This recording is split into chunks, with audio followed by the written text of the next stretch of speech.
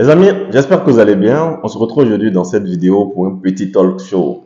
La personne que je reçois aujourd'hui est un passionné de blockchain et de monnaie numérique. Il est auteur de 2 ouvrages sur le Bitcoin. Il est crypto-trader, il est formateur. Il est également Binance Angel. Binance qui est la plus grande et grosse plateforme d'échange et de trading de crypto-monnaies au monde. Il accompagne cette plateforme dans son programme de formation et d'éducation à la question de la crypto-monnaie et de la technologie blockchain. Il est également entrepreneur, CEO de la startup BitTrading Edu. Alors les gars, je reçois aujourd'hui un champion de la crypto-monnaie et de la technologie blockchain. On va parler précisément de l'utilisation des monnaies numériques en Afrique. Suis donc la vidéo jusqu'à la fin et on en parle tout à l'heure. Go!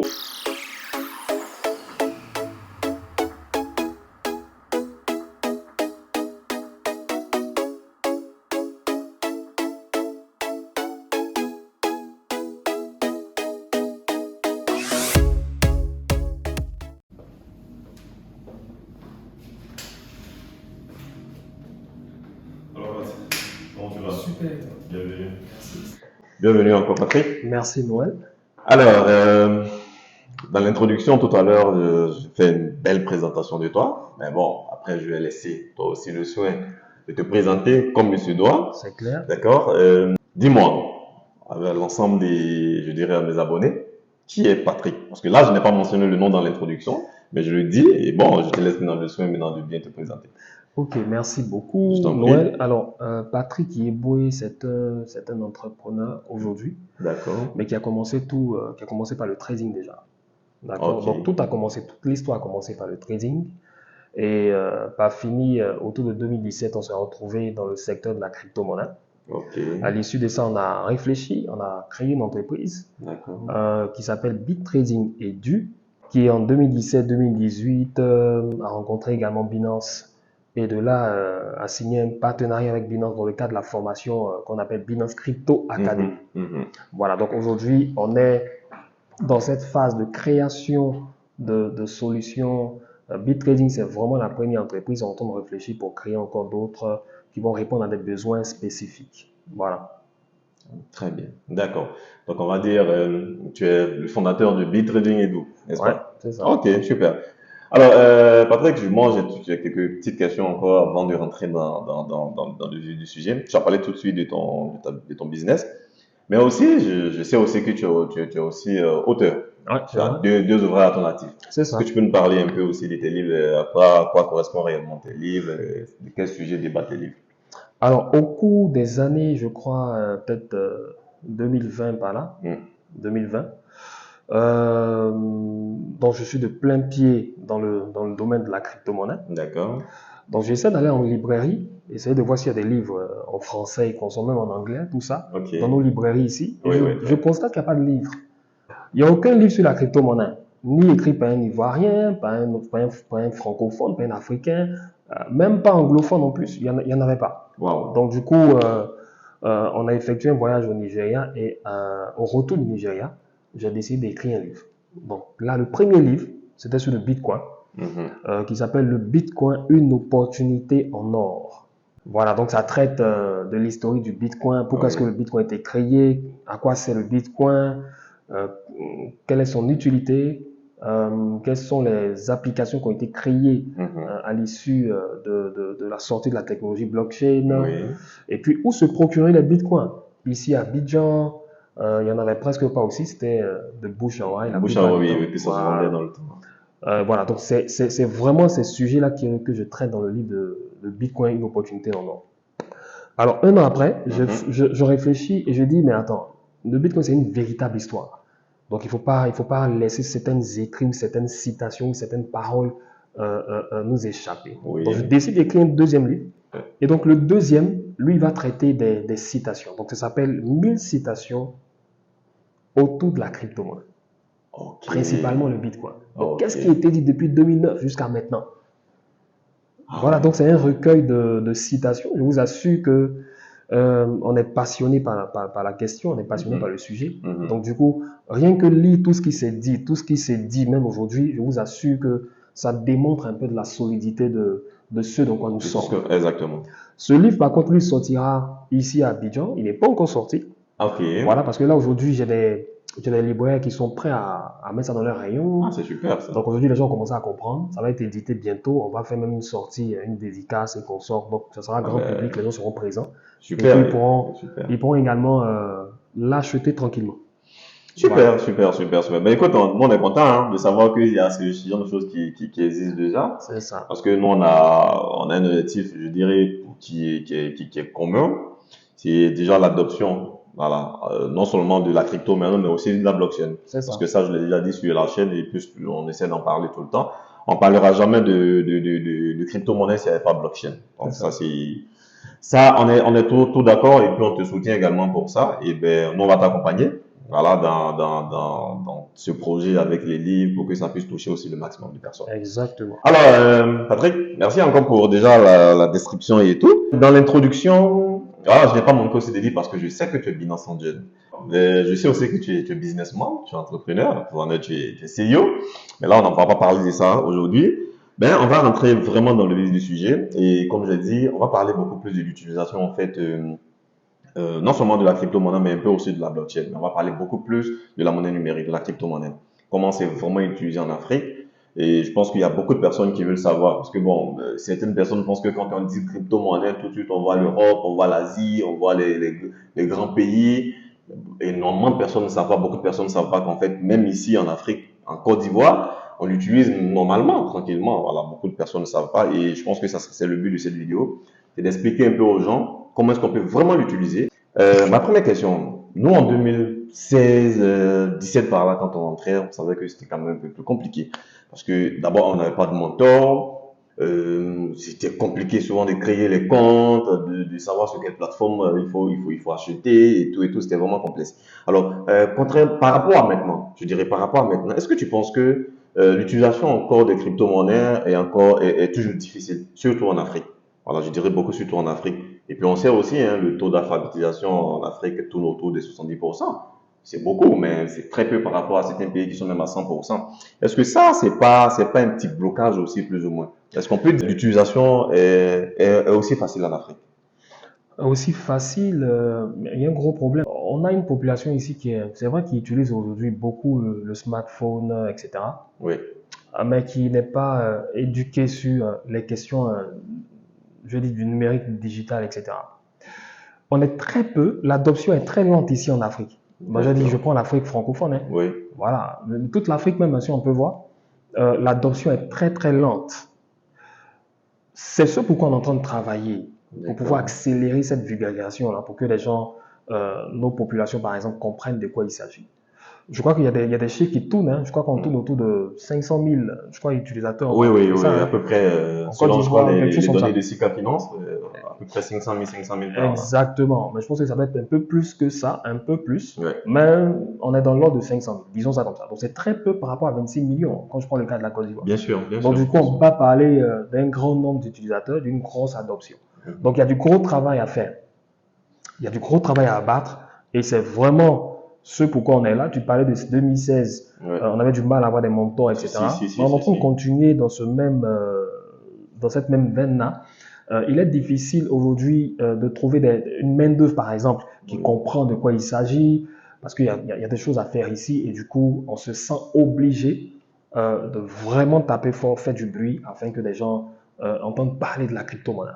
Ah oui, d'accord. Donc on va dire que c'est compliqué quand même de l'utiliser plus ou moins ici, actuellement en Afrique. Bon, je ne vais pas parler de compliqué à utiliser, vu que les gens ne savent pas déjà. Beaucoup de gens ne savent pas. Mais ceux qui savent déjà, ils l'utilisent parfaitement, parce que c'est pas compliqué de l'utiliser. Hein. C'est un peu comme les moyens traditionnels qu'on a. La simple différence que tout est numérisé, qu'il n'y a pas d'organe central, c'est tout. Mais sinon, c'est pas très compliqué. Les gens ont juste peur d'un certain mot, mais on en parlera, je pense. Oui. Voilà. Ok, d'accord. Voilà. Ok, super, j'essaie de comprendre. Mais derrière, est-ce que par exemple, c'est pas un blocage? Parce que là, on parle de l'économie. On voit bien que les monnaies numériques interviennent plus ou moins dans l'économie, parce qu'on voit aussi dans certains pays actuellement qui l'ont même adopté, voilà, qui ont fait de ça une monnaie nationale. C'est ça. Donc on parle beaucoup plus. Est-ce que si on veut regarder dans ton explication, vu déjà cette limitation en termes d'adoption, est-ce que ça peut pas, c'est pas un blocage si les gens veulent vraiment l'utiliser en Afrique? Donc, je pense qu'on ne parlera pas de blocage. Hmm. On parlera de blocage si tout le monde le savait, par exemple, et que tout le monde avait détecté à l'intérieur soit des difficultés qu'on sort. Le fait que l'adoption n'est pas massive, on ne peut pas encore parler de blocage en tant que tel. On est dans un processus et on est juste j'allais dire au départ, on est au début du processus. Bon, je me dirais qu'on parlera de blocage lorsqu'un gros nombre de personnes, par exemple, seraient impliquées pleinement dedans. Là, à ce moment-là, oui, vu les difficultés qu'ils vont rencontrer, vu des problèmes, etc., on dira qu'il y a blocage ou pas. Je le dis parce que les personnes qu'on rencontre, par exemple, trouvent dans la crypto-monnaie, j'allais dire, une liberté. Une grosse liberté par rapport aux contraintes qu'on peut observer au niveau de la finance traditionnelle. Donc, du coup, pour ce petit nombre de personnes qu'on rencontre, qui déjà se sentent libres d'utiliser les crypto-monnaies, on peut dire que s'il y a une grosse masse de personnes qui comprennent ça, je peux vous assurer qu'il n'y aura pas de blocage en tant que tel. D'accord. Et là, tu as soulevé un point qui est très important. Je pense que c'est intéressant de le dire. Les gars, certainement qu'il y a beaucoup qui vont se poser la question. Là, on a parlé, si l'adoption est massive, on a parlé actuellement de la finance classique qui existe déjà depuis des lustres. Est-ce que ça ne sera pas vraiment un conflit? Alors, je le dis, hein, moi, je peux comprendre derrière, dans le fond, ce que ça veut dire déjà tout de suite. Mais pour les abonnés, pour des personnes qui veulent comprendre, est-ce que ça ne sera pas un conflit de savoir que les gens délaissent plus ou moins la finance classique pour s'intéresser beaucoup plus à ce qu'on pourrait appeler monnaie numérique, finance numérique maintenant, notamment avec les crypto-monnaies? Alors, on pouvait le dire ou aborder cette question-là si on était encore en 2011. D'accord. Aujourd'hui, la crypto-monnaie, c'est une évidence. C'est une révolution qui est en marche. Il va être difficile pour le système traditionnel, par exemple, de bloquer ça. Parce que c'est sûr qu'ils ont eu à vouloir bloquer, à freiner l'évolution. Aujourd'hui, on ne peut pas freiner ce qui a commencé. C'est arrivé un peu trop loin. Et ils ont connaissance de cette information-là. Ce qui fait qu'aujourd'hui, ils sont en train de chercher à s'adapter. Est-ce qu'ils vont disparaître au profit de ce qui est en train de se passer? Je dirais oui, si et seulement s'ils n'essaient pas de s'adapter. Mais quand on regarde un peu, on écoute un peu les informations, on constate qu'ils sont en train d'essayer de s'adapter. Et bien sûr. Mais pas disparaître. Donc du coup, si tel est le cas, ça signifie que ce dans quoi nous sommes, tout le monde doit avoir écho de cela et commencer à prendre la chose au sérieux. Parce que c'est venu pour rester. Très bien. Le FMI, je crois que les grosses institutions sont unanimes sur le fait que la monnaie fiat va tendre à disparaître d'ici 2030. Effectivement. Et il y a des pays aujourd'hui qui utilisent à 99% tous les moyens numériques. Voilà, il y a des pays aujourd'hui qui existent où l'argent fiat, par exemple, est banni, on va dire, n'est même pas utilisé. Voilà, donc nous, on est encore au début. C'est des choses qui vont venir progressivement. Et donc, du coup, le système traditionnel est obligé de s'adapter à ce qui est en train de se passer. Bah oui, je pense que ce que tu dis, et ça j'apporte aussi une petite information, enfin, des choses qui sont connues. Hein. On voit aujourd'hui les grosses institutions américaines, japonaises, en tout cas franchement des grandes institutions qui essaient vraiment de se lancer. Il y a Google, voilà, il y a MicroStrategy, là on n'en parle plus. Il y a même le tout puissant BlackRock qui est en train de s'intéresser, voilà, à tout ce qui est comme crypto. Je pense que comme tu l'as dit, les gens doivent vraiment s'y intéresser parce que qu'on le veuille ou pas, ça va finir par s'imposer à nous. Et là, je suis entièrement d'accord avec toi. Et nos institutions, les banques doivent s'adapter. Moi, j'ai toujours dit que il y a certaines personnes, par exemple, qui disent non, la crypto vient pour remplacer soit le système qui existait avant, vient tout changer.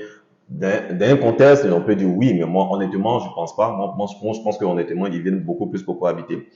Ce qui existait n'était pas aussi pire en soi. Voilà. Ce qui vient aussi n'est pas aussi meilleur en soi pour vraiment changer. C'est plutôt les deux qui vont essayer de s'accommoder pour peut-être trouver un juste milieu pour que peut-être il y ait peut-être une certaine liberté aussi dans tout ce qu'on peut appeler finance maintenant. Et moi, c'est comme ça que je vois la chose. Patrick, depuis un moment quand même, il y a une petite question qui incommode un peu mon esprit là. Parce que bon, on est tous d'accord. D'accord? C'est vrai. Moi, je parle beaucoup plus de Bitcoin. Après, derrière, tu prends s'il y a des alternatives et tout. Voilà. On voit un peu cette volatilité du marché cryptographique. Voilà. On est tous d'accord. On regarde un peu quand on regarde l'évolution du Bitcoin. De 2009 jusqu'à maintenant, c'est vrai. Elle a vraiment explosé. Mais par moments, on constate un peu des pics et des bas. qui fatigue beaucoup de personnes. Est-ce que c'est pas, je veux dire, ça, c'est pas plus ou moins un petit frein dans son utilisation? Je dirais plus en Afrique. Est-ce que c'est pas un frein? Parce que c'est difficile d'abord de comprendre la bourse pour certaines personnes. À plus forte raison, venez leur expliquer la crypto-monnaie qui est beaucoup plus volatile même que la bourse. Est-ce que ça peut pas constituer un frein pour tous ceux, par exemple, qui souhaiteraient l'utiliser? Et ça, c'est l'une des questions qui revient souvent, hein. Les gens, ils ont très peur, Voilà. juste à cause de la volatilité. Donc, la volatilité, elle est mal perçue. Elle est mal perçue. Quiconque rentre dans les marchés financiers va faire automatiquement face à une volatilité. C'est Ça va dépendre du marché sur lequel il va se trouver, mais il aura quand même, par moment, la volatilité. Donc, du coup, la volatilité, c'est juste un outil de mesure, un outil qui mesure la rapidité de l'évolution des prix sur une période donnée. Donc, tantôt, on parle de fluctuation, on parle de hausse et de baisse, etc. Le marché est fait de cela. On doit comprendre que la volatilité doit être notre ami au lieu d'être notre ennemi. Mais ça fait peur. Oui, ça fait peur. Mais c'est ça, ça fait partie du marché. Donc, quiconque rentre dedans est obligé de comprendre. Maintenant, je crois à l'horizon 2019-2020, il y a eu la sortie de ce qu'on appelle les monnaies stables. Oui, exactement. Ok, voilà. Donc, tout à fait. Les monnaies stables, par exemple, dans la crypto-monnaie, ont été créées pour apporter une stabilité, mais en même temps une confiance. Voilà, auprès des usagers, auprès des utilisateurs. Laquelle confiance va s'établir de quelle façon? Aujourd'hui, vous êtes dans le Bitcoin qui quitte 30 000 $ pour arriver à 60 000 $, en un temps record, et les 69 000 $, il descend à 15 000 $. 15 000, 14 000, en un temps record. Donc là, les gens se disent, mais attends, si on est sur un tel marché, est-ce que c'est pas dangereux, etc. Mais c'est ce pourquoi les monnaies stables sont arrivées, pour nous permettre de pouvoir nous prémunir contre des fluctuations trop fortes. Ça fait qu'aujourd'hui, si je rentre dans le Bitcoin à 15 000 $, ça va dépendre des objectifs maintenant des personnes. Voilà, soit à court terme, moyen terme, long terme. Mais vous avez les stablecoins aujourd'hui qui sont disponibles pour vous aider à garder vos avoirs, votre patrimoine dans la crypto-monnaie sans subir une fluctuation ou une volatilité quelconque. Donc, on ne peut pas dire que la volatilité fait peur. C'est parce que les gens ne comprennent pas qu'ils ont peur. Mais une fois que tu comprends cette notion-là, il est facile et il est agréable même de rentrer dans la crypto-monnaie et d'utiliser les stablecoins pour se garder contre une volatilité. Super. Mais je pense que c'est super bien clair. Mais alors, je vais essayer de résumer pour les gens qui n'ont pas vraiment bien compris. En fait, donc si je veux bien comprendre la chose, c'est comme les stablecoins viennent pour déjà sécuriser un tant soit peu cette forme de volatilité là. Donc si ça doit être utilisé peut-être en Afrique et autres, on dira pas forcément aux gens, écoutez, payez que du Bitcoin parce que là-bas on sait jamais. Après ça peut monter, ça peut descendre. Bon, je peux décider par exemple de convertir tout ce que j'ai là en une stablecoin pour pouvoir sécuriser, garantir mes fonds et puis bon tranquillement l'utiliser quand je veux. C'est un peu bien ça. Exactement. Parfait, super. Ben, je pense que la question elle est déjà, elle était bien répondue. Je pense que les gens qui voudront l'utiliser en Afrique surtout pourront également utiliser tout ce qui est comme ça. L'une des questions aussi qui je pense va toucher un peu. Je pense que cette question là, quand on la pose un peu partout, il y a les grincements dedans. Et tu sais un peu de quoi je veux parler. On va parler de la régulation parce que bon, écoute, ça fait peur aussi. Voilà, ça fait peur. On est d'accord que par exemple la crypto-monnaie, sur le marché de la crypto-monnaie, pour l'instant, il n'y a pas un régulateur.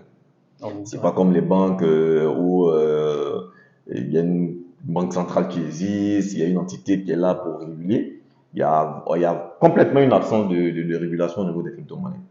Est-ce que cela n'est pas un gros boulevard? Parce que je pourrais dire, est-ce que c'est pas un gros boulevard qui laisse place à tout ce qui est comme, je dirais, financement ou mise en place d'activités illicites, comme le blanchiment d'argent? On a aussi le financement du terrorisme, voilà, ça existe tout ça. Est-ce que ça, c'est pas vraiment un gros problème? C'est normal, hein, et les entreprises aujourd'hui se posent la même question.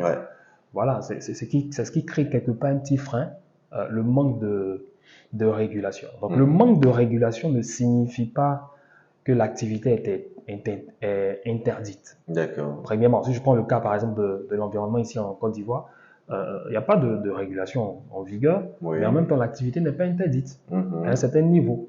Voilà. C'est vrai que ça met un frein concernant les entreprises qui souhaiteraient rentrer dedans parce qu'elles ont besoin de ça pour pouvoir se mettre pleinement dans la chose. Maintenant, est-ce que le manque de régulation peut créer ou, je vais dire, susciter ou accroître un peu les activités illicites telles que dans le blanchiment d'argent et consorts, tout ça. Il faut savoir que la monnaie fiat déjà, en termes de chiffres, on tourne autour de 800 milliards, 2000 milliards de dollars. Au cours de 2022, je crois, 2021-2022, Oui. Les chiffres qui ressortent par rapport au blanchiment d'argent. Ok.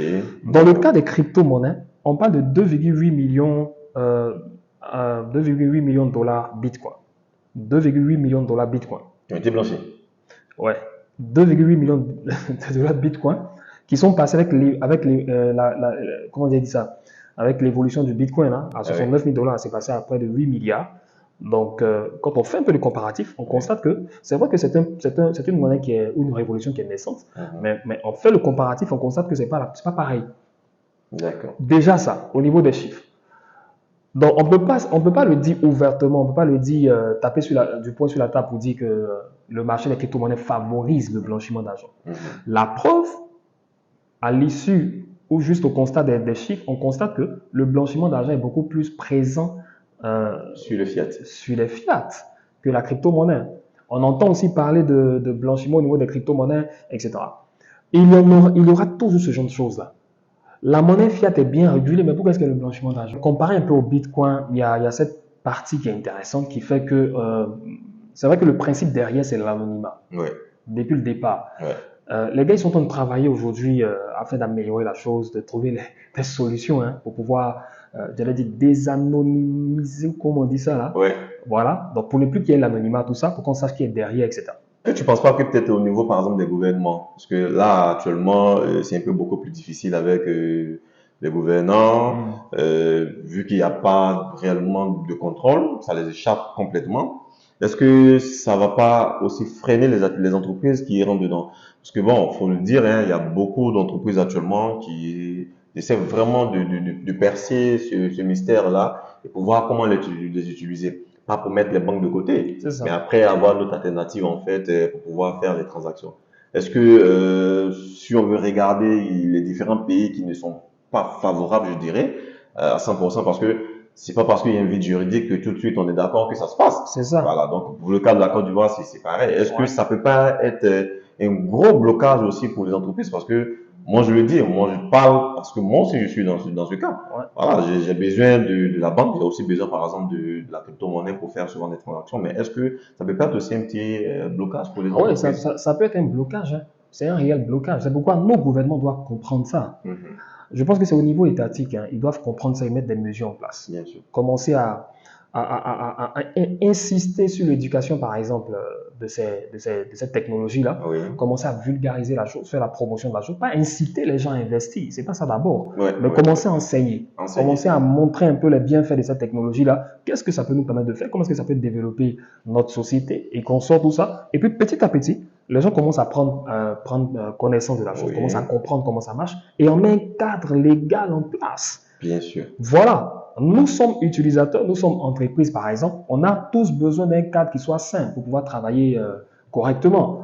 Mais si au niveau étatique, au niveau gouvernemental, il n'y a pas de mesures qui sont mises en place, c'est sûr et certain que en aval, il y aura beaucoup de problèmes. Donc je pense que nous les acteurs par exemple, on comprend un peu le bien fondé de tout ça, mais je pense que si nos autorités doivent commencer à se pencher sur la question, commencer à réfléchir sur la question, trouver des mesures, faire appel aux acteurs qui sont dans le domaine. Mais tu ne penses pas que c'est nous qui devons aller, enfin c'est mon avis, c'est nous qui devons aller vers eux et tout, ou bien on doit les laisser venir à nous? Voilà. Non, j'ai même pas fini de parler. Ah ouais? Oui, parce que ça c'est ce qui est normal.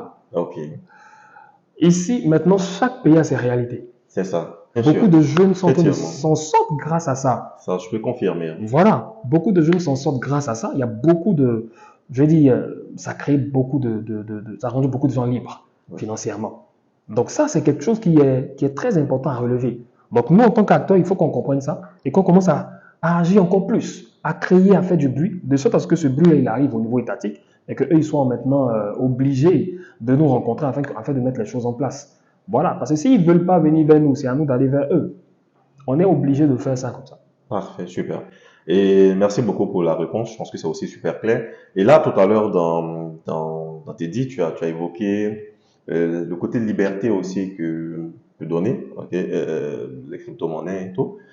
En même temps, ça me prévient de l'esprit de te poser la question de savoir, est-ce qu'on peut dire, surtout pour l'Afrique, hein, je dirais beaucoup plus en Côte d'Ivoire, est-ce que les monnaies numériques sont pourvoyeuses d'emplois? Est-ce que ça favorise tout ce qu'on peut appeler, tout ce qu'on peut dire, hein, création d'emplois, pour que, voilà, après les gens se sentent libres, comme tu l'as évoqué. Exactement, c'est une belle question, hein. Et je vais apporter une belle réponse aussi. Ouais, Il faut comprendre ceci. Aujourd'hui, le digital nous permet, pendant qu'on est à la maison, de pouvoir travailler, avoir accès à de nombreuses opportunités. ouais, Aujourd'hui, on a l'avènement des crypto-monnaies. Les crypto-monnaies aujourd'hui nous permettent de faire pareil, tout de à fait. pouvoir mener des activités en ligne en étant à la maison. Oui, Beaucoup de jeunes, que ce soit ici en Côte d'Ivoire, au Burkina, au Mali, au Sénégal, au Cameroun, au Bénin, au Togo, etc. Aujourd'hui, beaucoup de jeunes sont dans le secteur. Pourquoi? Parce qu'on n'a pas besoin d'avoir 1 million de francs CFA forcément avant de commencer à de créer son commencer. entreprise, sa propre Ok, entreprise. d'accord. En termes d'emploi, oui, le marché des crypto-monnaies offre d'énormes possibilités, d'énormes opportunités. Et on va même au-delà des monnaies. La technologie aujourd'hui permet même, quand je prends le cas par exemple des étudiants de l'INSAC, aujourd'hui qui font des dessins, ben Oui, on remarque aujourd'hui en Côte d'Ivoire qu'il y a ce problème. Ils sortent de l'INSAC et ils ont du mal à ouvrir une galerie parce qu'il faut de l'argent pour ouvrir une bien galerie. sûr, bien sûr, bien sûr. Beaucoup d'argent. Ah non, on Beaucoup se lève pas comme d'argent. ça pour ouvrir une On ne se galerie. lève pas. Donc, ils sont souvent au coin des rues, ça fait mal. Moi, j'ai rencontré certains des étudiants, par exemple, mais qui, aujourd'hui, des gens qui ont compris, ont utilisé la technologie blockchain Blockchain. aujourd'hui pour pouvoir faire montre de leurs compétences, mettre en lumière leurs compétences de dessinateur, 3D, etc., tout ça, juste en restant dans la chambre. Mais comment ils font ça? Comment ils font ça? C'est simple. Il y a des plateformes qui existent. D'accord? Il y a des plateformes qui existent qui nous permettent de pouvoir numériser nos dessins, par exemple, nos croquis et consorts, tout ça. Oui, D'accord? Et pouvoir mettre ça sur des places de marché. C'est ce qu'on appelle dans le jargon les NFT. NFT. D'accord? Les Ok, NFT, ok. etc. Qui vont nous permettre, qui vont permettre à l'artiste, par exemple, de présenter son art, de présenter que ce soit ses dessins, que ce soit un son, que ce soit une vidéo, etc. Et permettre à tout le monde entier d'avoir un œil là-dessus, d'être au courant de ça et de pouvoir l'acheter de partout dans le monde. Ça fait qu'aujourd'hui, on n'a pas besoin de sortir des... Il sort de l'INSAC, il peut automatiquement être chef d'entreprise en mettant ses œuvres sur une place de marché, tranquillement, sans ouvrir de façon physique une galerie, sans ouvrir quoi que ce soit. Donc, il n'a pas grand financement à débourser. Mais on a ici on a des preuves, hein. On a des jeunes Ivoiriens qui ont commencé à le faire. On en parlera certainement. Vous entendez parler aussi Oui. de jeunes Ivoiriens qui sont dans le domaine et qui, depuis leur base, depuis leur maison, ont eu à faire des choses extraordinaires, se retrouver sur des places de marché américaines, étant en Côte d'Ivoire. Ben super, je pense que déjà, et ça c'est bien. Donc la question, elle est répondue à l'affirmative, comme quoi les monnaies numériques, les crypto-monnaies offrent d'innombrables possibilités d'emploi. C'est super bien. Ben écoute, Patrick, on est au thème de notre entretien. Je te dis infiniment merci, d'accord, pour ta présence et tout, d'avoir accepté. Et ton mot de fin. Je vais juste dire merci encore à toi, Noël, aussi, Je t'en prie. pour l'occasion que tu me donnes de continuer à mener ce combat-là, Super. de vulgarisation autour de la technologie blockchain, des crypto-monnaies et puis plein d'autres choses. Alors moi, je veux juste informer nos frères et sœurs ivoiriens et toi, africain qui m'entends depuis l'autre côté, tout ça, que nous sommes dans quelque chose de nouveau. Ça fait maintenant 13 ans que la crypto-monnaie ça fait maintenant 13 ans qu'on parle de blockchain et qu'on sort tout ça. Et là, maintenant, on parle au-delà de la blockchain, on parle aujourd'hui de l'intelligence artificielle. Il faut qu'on s'intéresse à ces choses-là. Il faut qu'on prenne connaissance de cela, parce que je peux vous assurer que c'est l'une des possibilités pour nous permettre de pouvoir retirer nos familles de la pauvreté, nous-mêmes sortir de la pauvreté, et nous permettre de pouvoir être des acteurs du développement de nos sociétés, de nos communautés et consorts. C'est quelque chose de réel. Ne restons pas derrière afin de décrier, mais allons-y à l'information. Nous sommes disponibles, BitTrading par exemple, à dispenser des formations, tout ça, tout à fait, dans le domaine. Donc, vous pouvez venir vers nous, des acteurs qui sont dans le domaine, qui sont expérimentés, qui ont des années d'expérience, pour pouvoir avoir les bonnes informations, commencer à avoir une bonne base et embrasser le domaine et en faire, pourquoi pas, une carrière à plein temps, à mi-temps, selon votre objectif.